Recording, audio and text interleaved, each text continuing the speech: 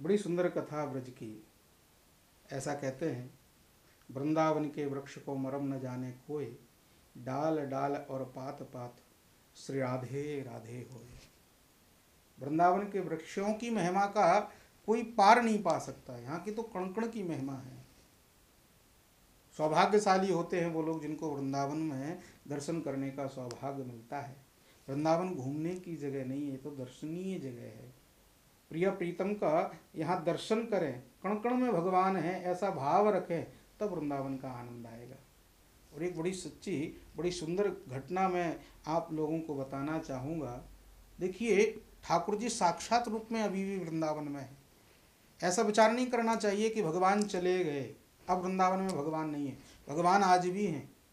और एक सच्ची घटना, ज़्यादा पुरानी नहीं है। भारत का एक शासक हुआ जिनका नाम अकबर पड़ा। बड़े अच्छे शासक रहे, धार्मिक भावनाएं भी उनमें थीं। उनकी पत्नी, ऐसा संतों से मैंने श्रवण किया, उनकी पत्नी थी, बेगम थी, इनका नाम था ताज बेगम। एक बार की बात, उनके मन में भाव आया कि हमको कावा शरीफ जाना है, खुदा के घर जाना है। तो मन में विचार आया, तो पालकी पर सवार होकर के निकली। क्योंकि आगरा राजधानी थी तो निकलना वृंदावन होकर के ही था। तो जैसे ही वृंदावन से निकलने लगी तो घंटा घड़ियाल वेद मंत्रों की आवाज़ सुनी। तो अपने साथ चल रहे अपने दीवान से पूछा, दीवान ये कौन सी जगह है?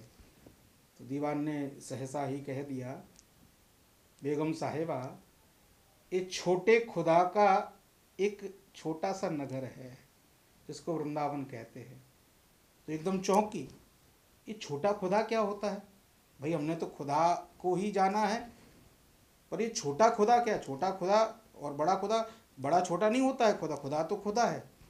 तो दीवान ने समझाया, बेगम साहिबा ये हिंदुओं का खुदा है, हमारा खुदा तो चूंकि बहुत बड़ा है और हिंदुओं का खुदा है इसलिए वो छोटा खुदा हो गया। तो ताज बेगम ने दीवान से कहा, दीवान मेरी पालकी को रोको, जरा मैं देखना चाहती हूँ उस छोटे खुदा को, कैसा दिखता है वो।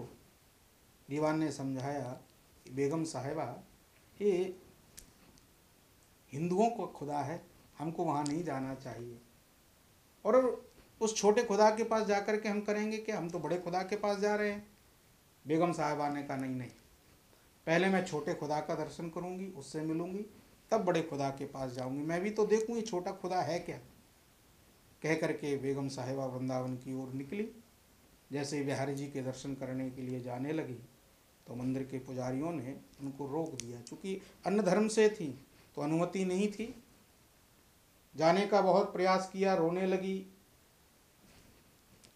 ताज बेगम, पर जब मंदिर में प्रवेश नहीं मिला तो बाहर से ही प्रभु से निवेदन किया। बड़े सुंदर भाव, बड़े सुंदर पद उन्होंने गाए। सुनो दिल जानी दिल की कहानी, हूं तो मुगलानी पर हिंदुआनी बन के रहूंगी। एक बार मुझसे मिल जाओ, मैं आपकी गुलाम बन जाऊंगी। और तब हमारे ठाकुर जी ने आकर के उनको अपनी सांवली सलोनी सूरत का दर्शन कराया। और जब दर्शन कराया तो बस फिर वृंदावन की होकर के वो रह गई। वृंदावन को छोड़ करके कहीं गई नहीं। उन्होंने बहुत पद लिखे, आज भी जिनको संत लोग गाते हैं। बड़े खुदा की तरफ जाना भूल गई और एक ही संकल्प लिया, दीवान से कह दिया, दीवान तुम जाओ, अब तो जन्म भी लेना है तो इसी वृंदावन में, मरना भी है तो इसी वृंदावन में, यहीं रहूंगी, जैसे भी रहूंगी यहीं रहूंगी, पर यहाँ छोड़ करके अब मैं जाने वाली नहीं हूँ। तो वृंदावन की बिहारी जी की ऐसी लीला है।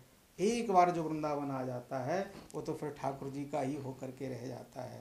बोलो वृंदावन बिहारी लाल की जय।